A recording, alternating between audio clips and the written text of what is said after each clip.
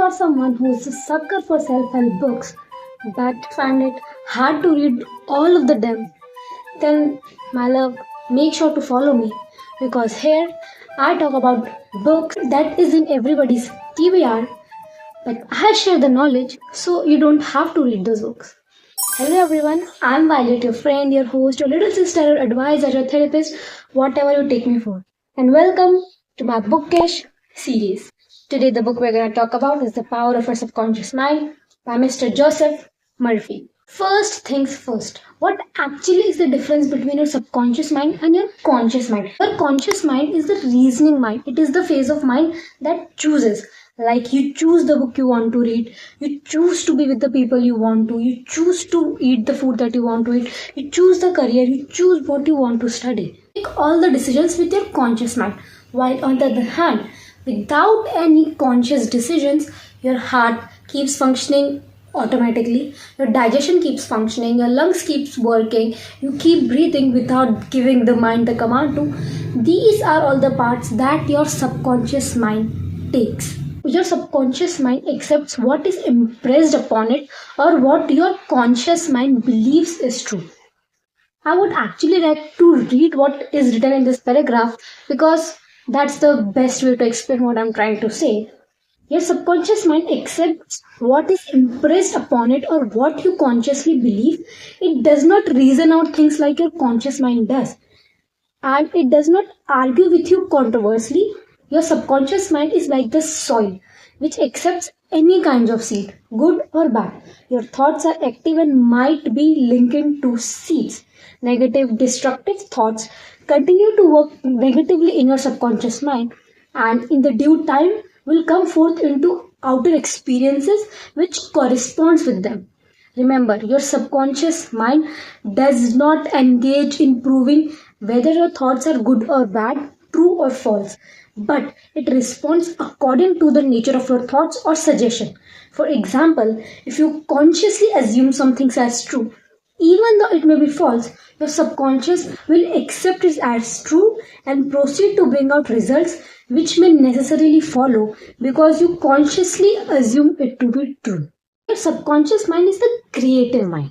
What you think it will follow. If you sow the good seeds, it will give the good results. If you sow the bad seeds, it will reap the bad results. If you continuously keep repeating to yourself how unlucky you are, how you are meant only to be unsuccessful, or how every bad thing happens to you, or how people always wrong you, that everybody is selfish, nobody helps you, then my love, that's what you are going to harvest.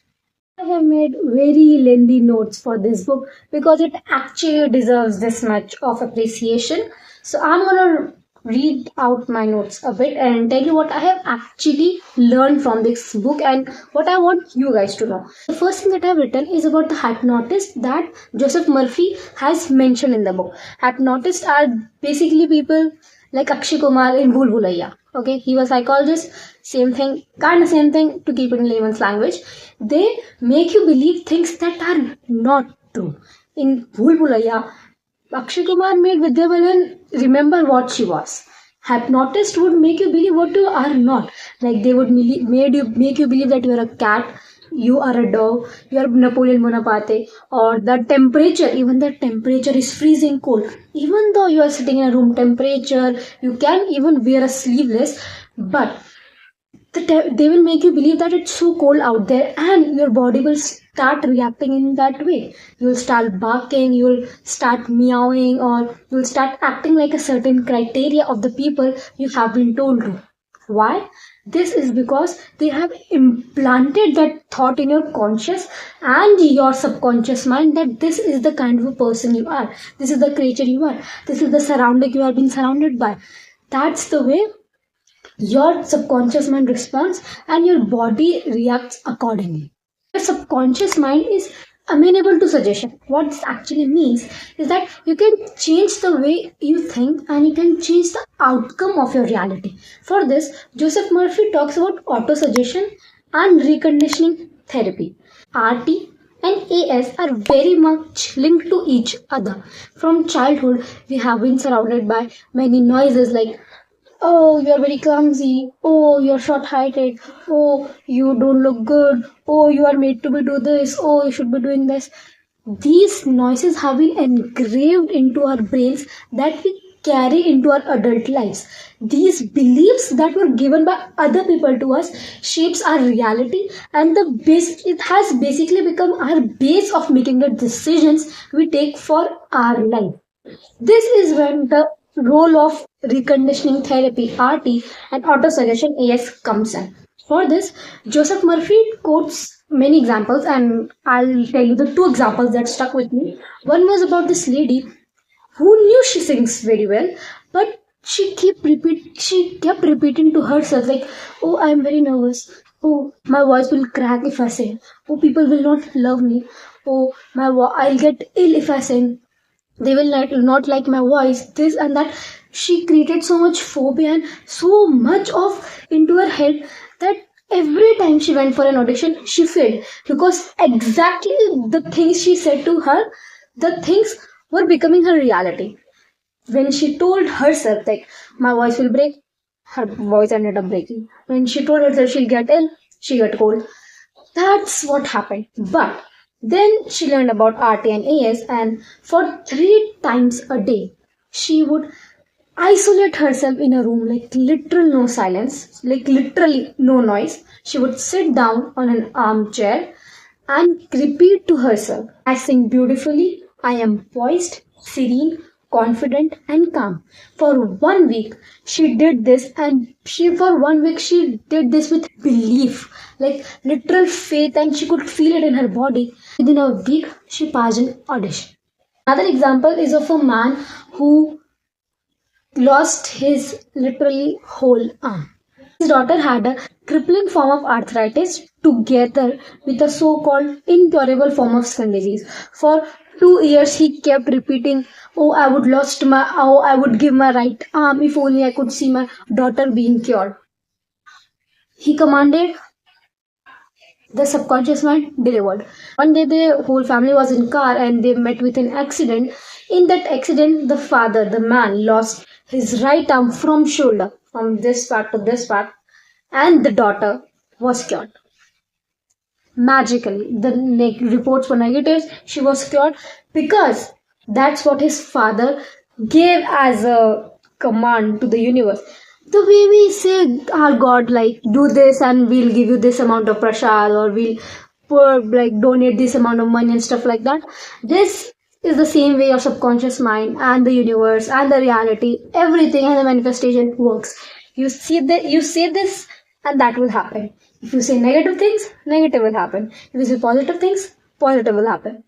So, my love, recondition your brain, your inner dialogue in a way that every time you get a negative thought, your brain becomes to that autopilot and it starts auto suggesting all the positivity and all the positive thoughts into your mind. Every time you say that I cannot afford this, you are signaling that you will never be able to afford this. Instead of that, if you say a very different sentence that I cannot afford this yet, or how can I afford this way, the negative statements turns to positive ones. There is a very big power in it. Every time you think you cannot do that, just say I cannot do this yet. I didn't achieve my goal yet. I didn't top in the class yet. I didn't get the job yet. I will do that. I have not done this yet. Another thing that I simply do when I want to buy stuff is add them to my cart. That's it. Add them to Amazon, add them to Flipkart cart, and just believe you already have that. I have literally bought a lot, like legit a lots and lots of stuff by just believing that I already have them. Next time, especially my girly pops, you want to buy a skincare product or a hair care product or a makeup product, add that to your cart and just wait for the universe. Where you'll actually get the money from sources you have not even imagined. Okay, I am dependent on my parents for money right now. Okay, but I get money from very weird sources, like out of nowhere a relative will come and they'll give me money. Out of nowhere something will happen, I'll get the money. Guys, this is the power of yet, and this is the power of believing. Believe and you'll get. Also remember, your subconscious mind doesn't take jokes. If you are constantly surrounded by people who joke about their life, about their career goals, about their study goals, about their exams, about everything that's supposed to be serious in your life, you're cooked and you're fucked, because that's what you're gonna get. The company you choose to be with affects your life in more ways than you think it actually does. When you're with friends, you don't only share each other the memories, or you don't only create memories, or you learn their language, you adopt their beliefs. I can tell you, okay, your friend circle is the real definition. I'm pretty sure most of you have heard, if you want to know about a person, see what kind of a friends that person has. My friend circle is full of people who are very ambitious, who are focused about their goals, who don't date to for fun, who actually don't even date. Everyone in my friend circle, including me, we are all singles, okay? And many people ask me, how are you single? How have you never been in a relationship and stuff like that? Guys, because this is the kind of people I'm surrounded with. On the other hand, I know a friends group, like we used to be friends. I used to be friends with those people, but all have been like studied together and I know them very well, okay? This friends group, almost everybody is dating, everybody has dating issues, they have career issues, they are like dating amongst themselves. Literally. One person is proposing to other is rejecting the third person. This is what happens. When you're surrounded by these kinds of people, that's how you react. It's simply like amongst five people, if four people are eating apple, the fifth one also will have that urge to eat and that craving to eat apple. That's how things works, okay? I would like to quote a very, very, very interesting example that Joseph Murphy quoted in this book. It's about his relative who had a lung disease, and it was a kind of incurable. The man was always in panic and struggling, but his son saw his pain and decided to heal his father. For this, once he went home and he told his father that he met a monk who had returned from a healing shrine in Europe, and that monk gave him this certain ring. Let's assume it's this ring, that he has given him this certain ring, and by just touching the ring, the person who has any disease or anything is cured. He fired up his father's imagination to the point that his father literally snatched the ring from him and kept it on his chest and slept. The next day, he was literally cured. The doctors were shocked. The man was shocked. The man was happy because that ring gave him hope. But one thing that the doctors and the father didn't know was that ring was fake. It had a cross engraved on it. The thing is, the wood with which that cross was made was literally just a normal wood that his son has picked up on his way. He went to a jeweler, got that wooden stick in a cross, in a pattern of cross, engraved on the ring, and he gave his father. Nothing healing or anything was there. The man who was struggling to live died at the age of 89. This is the power, this of hope, this is the power of belief. That ring gave him hope that this is the last light that could make him live, and he lived a very healthy and happy life. And this is actually not the only example that's written in this book. There are countless examples, like people who were blind getting their eyesight back, who couldn't hear getting their hearing back, who couldn't walk. Like crippled people started walking with only listening to Joseph Murphy, or understanding what he was trying to say, or just by simply believing and commanding their subconscious mind of certain things. Now comes the point, how easily are those people able to change their narrative or their inner dialogue, or how easily are they able to manifest their dreams into reality? Then, for this, Joseph Murphy has provided a few techniques that I would like to share with you guys. And the first one is called the mental movie method. Just like the way you remember your favorite movies, every scene, every dialogue, create a mental movie for our own life. Where, okay, let's do it together. Close your eyes and see yourself in your dream reality. Where are you right now? Where is your home? Do you live in a flat, in an apartment, in a society, in a mansion, with your parents, with your partner, with your friends, or with your dog? What kind of clothes are you wearing right now? What's the color of it? How does your bed looks like? Queen size, king size, a round bed, a square one, a rectangle one? What's the color of your curtains? What's the direction of your house? East facing, west facing? Can you smell the coffee from the kitchen? Or can you hear your cat meowing in the corner? Can you hear the cars honking from your balcony? What are you doing? What's your career? How much are you earning? What kind of a car, or bike or scooty do you have? Are you with your partner? Is he your ideal partner? Or is she already your wife? Are you lost? See, it's not that hard.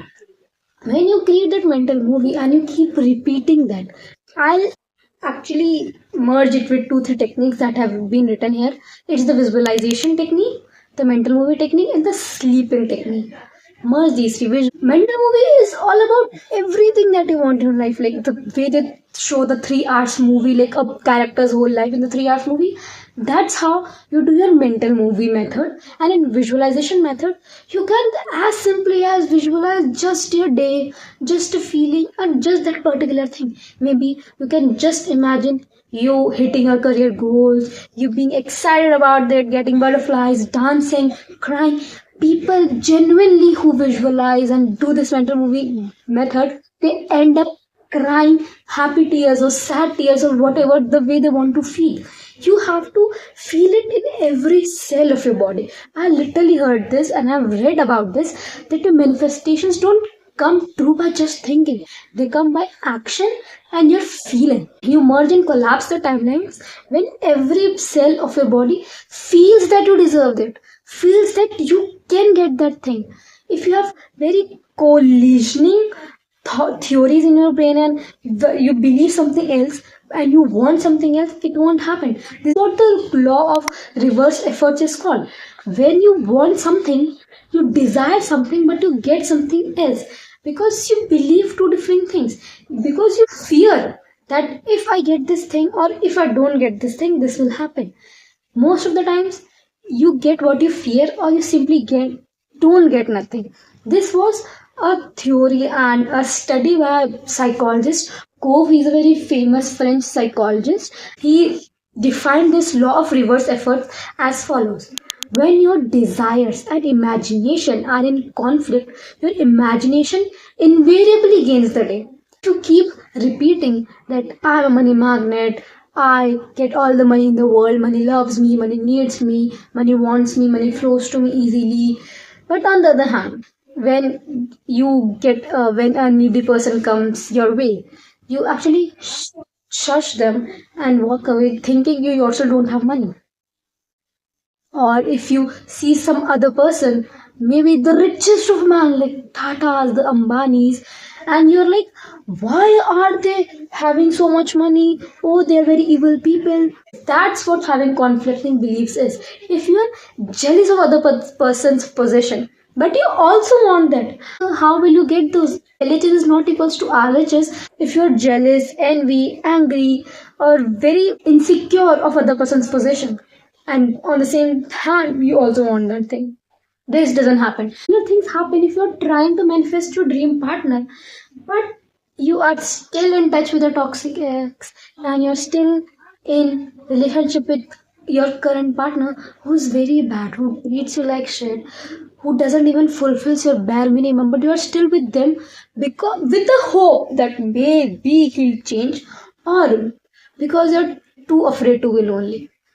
If you want a cup, okay, but you already have a glass in your cupboard and it's the only place, how will that cup fit in?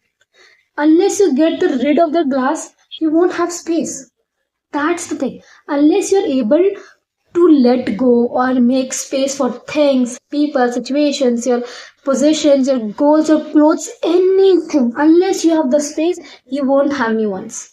You literally won't have the new ones. The other two techniques are thank you technique and the affirmation technique. Thank universe, thank God, thank your subconscious mind for everything that you already have and all the things that you already want. But believe like you already have those. One example that's cited in this book is about a man who has three children and a wife to take care of. His job earns him very minimal amount of money, and out of those earning, most of the part goes in paying rents, bills, school fees, and healthcare and everything. He always kept complaining, I have so much to take care of. I don't have money. God now helps me. This and this, blah blah. I'll always be in this debt cycle, this debt trap. Joseph Murphy told him to just be thankful. He started doing what Joseph Murphy told him. He started thanking God, universe. Thank you. All my bills are paid. All my children are healthy. My wife is healthy. I earn a lot of money. I get promotions now and then. Things change.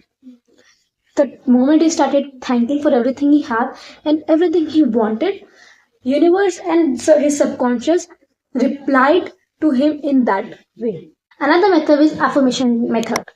Affirmations actually work. Okay, affirmations genuinely work. If you keep repeating it, yes, I'm good, I'm good, I'm good, I'm good, I'm good, I'm happy, I'm happy, I'm happy, I'm happy, I'm fulfilled, I'm satisfied, I'm beautiful, I'm beautiful. People, your life will actually turn the way you want it to turn. People believe what you believe about yourself. That's actually a fact. If you believe that you look good, people will eventually feel you look good. I can actually tell. This happened to me once. I wore a very risky outfit. Like I don't usually wear those kinds of outfit, and I was like going with my friends, and someone told me like, "What are you wearing? This looks very you. Like it doesn't goes." But I was like, it feels good to me. It feels good to me. I feel comfortable. I feel sexy. I feel hot. That's it. I don't think it. My friends complimented me like, girl, you're looking good. Like really, I even posted those photos. And yeah, that's it. If you believe, people will believe. If you believe negative about you, people will believe negative about you. The kind of energy you give, that's the kind of energy you get back. Another thing that is very crucial is having a nice sleep schedule and reprogramming and reconditioning your brain before sleeping, or just the moment when you're that drowsy state when you have just closed your eyes and you know you're just 30-40% into sleep. You start getting a little bit of dreams. You start creating fake scenarios. At that time, repeat that mental movie, repeat the affirmations, repeat the questions you want to seek answers to. You won't get answers overnight, but Joseph Murphy has literally quoted scientists, business people, professionals, like literally lawyers, who got their answers in dreams, in reality, like just roaming around and getting the answer, like, whoa, their subconscious making them, like the subconscious answering them out of nowhere. Prayers like, the infinite intelligence of my subconscious reveals the truth to me. I know my subconscious will guide me and lead me to the right path and answers. You won't get the answers overnight. It's not a DIY or your chat GPT that your subconscious will reply you in just 2.5 flash of speed. No, it won't reply, but it will give you the answers that you need. If you are confusion between if you should get that job or not, ask it and it will reply you. If you are confused about a person, like should I be with that person or not, reply and it will answer. Trust me, ask God, ask universe, ask for subconscious mind. They all are three. They will reply you. Your manifestations won't come from outside. They will come from inside. From here, from the way you feel, from the way you believe about yourself. Your subconscious mind also plays a very important role in the kinds of relationships you are in and the kind of relationships you had or you want to have. If my love, My gully pop, if you keep believing that all the men are cheaters, all the men are dogs, they are always here and there, they're always talking all the people out there, they are with the woman only for the body. Those are the kind of men you will attract, and those are the kind of men you will always end up dating. This is a fact. Similarly, baby boy, if you believe, like literally believe in your guts that all the women are gold diggers, you only talk to men to get attention, or they talk to a lot of men out there, you are just time pass for her, those are the kind of women you'll keep attracting. I'm not taking side of any woman, because I know there are people like that out there. I know these kind of women also, and I know these kind of men also who have personally been my friends. So I know both kinds of people exist. But if you think just you don't want to be lonely and you get whatever you want, that's the main issue. You think you don't deserve all this. I have a friend of, like, she's not a friend to be precise, honestly, but just someone I have known for ages. Like, I've seen her grow in front of my eyes. Her People think her boyfriend is the greenest flag, okay? That's what I used to believe. That's what many of you would also believe. If you see them, you'll be like, oh, he deserves better. But just her look, but just her personality, like, just like that. But she told me a few stuff, and I was like, bitch, why are you with him right now? But she's like, I can't throw up what I have built for these all years. And I'm like, it's because people have told her so many times that, oh, that boy deserves better. Oh, look at you, you're fat, you are sure heighted, your face looks like this. Oh, he's so fair, he's so handsome, he's tall. She believes this is the best she can get. And now she's really settling with what, that bare minimum. That man doesn't even take a stand for her while she fights with everybody for him. That's where I'm, guys. I hope you enjoyed this video. This was the part second of my bookish knowledge. This is the part one. You can watch it and follow if you like to have more bookish knowledge. I have also listed a few books in the description where you can check my TBR. If you have any special recommendation, please do comment down. You tell me the book. I'll read the book for you, and I won't gatekeep anything. I'll tell you whatever is written in the book, with just a mix of a bit drama. That's my time, guys. Thanks for tuning in. I'm Valid, signing off from today's video. I appreciate your presence so much. Thank you so much. Bye.